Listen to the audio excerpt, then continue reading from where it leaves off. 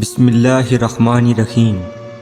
جب حضرت نوح علیہ السلام کشتی بنا رہے تھے تو ایک مومنہ بوڑھی خاتون روز اللہ کے نبی کے پاس اپنی گٹھڑی لے کر آتی اور کہتی، اے اللہ کے نبی، کشتی کب روانہ ہوگی؟ حضرت نوح علیہ السلام فرماتے، ابھی دیر ہے۔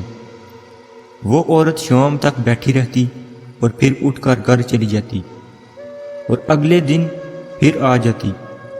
ایک دن حضرت نوح علیہ السلام نے فرمایا، اے عورت، جب جانا ہوا تو تمہیں بتا دیا جائے گا۔ لیکن اس دوران عذاب آ گیا، کشتی روانہ ہو گئی، لیکن حضرت نوح علیہ السلام نے اس عورت کو نہ بلایا۔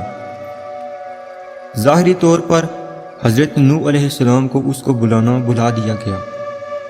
طوفان نے پوری دنیا میں ہر طرف تباہی مچا دی، اور جو بھی اس کشتی میں موجود تھا بس وہی زندہ رہا۔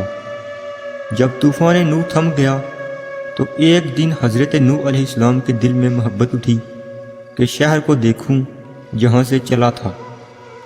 وہاں آئے تو قریب جا کر دیکھا کہ ایک جھونپڑی میں دیا جل رہا تھا۔ حضرت نوح علیہ السلام یہ دیکھ کر چونک گئے کہ روح زمین پر کوئی ایسا گھر بھی ہے، اتنے عظیم طوفان کے بعد بھی چراغ جل رہا ہے۔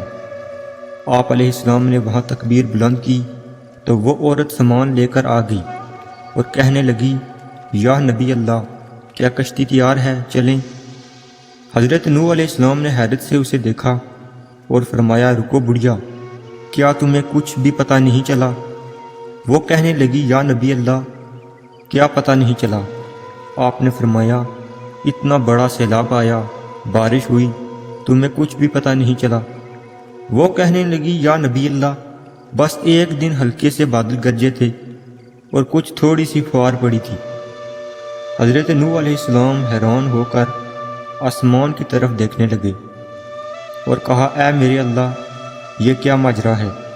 اللہ تعالیٰ نے حضرت نوح علیہ السلام پر وحی بھیجی کہ اے میرے پیارے نبی، اس عورت کے دل میں چونکہ تیری محبت تھی اور تم نے اسے پابند کر دیا تھا، اور چونکہ تمہارا اس سے وعدہ بھی تھا کہ نجات کی کشتی میں اسے لے جاؤ گے، تب جب کہ تم نے اپنا وعدہ پورا نہیں کیا، لیکن اے نوح، میں تمہارے وعدے کا ذمہ دار تھا، اس لیے میں نے اس بڑھیا تک عذاب پہنچنے ہی نہیں دیا۔ حضرت نوح علیہ السلام کی عمر تقریباً 950 سال تھی۔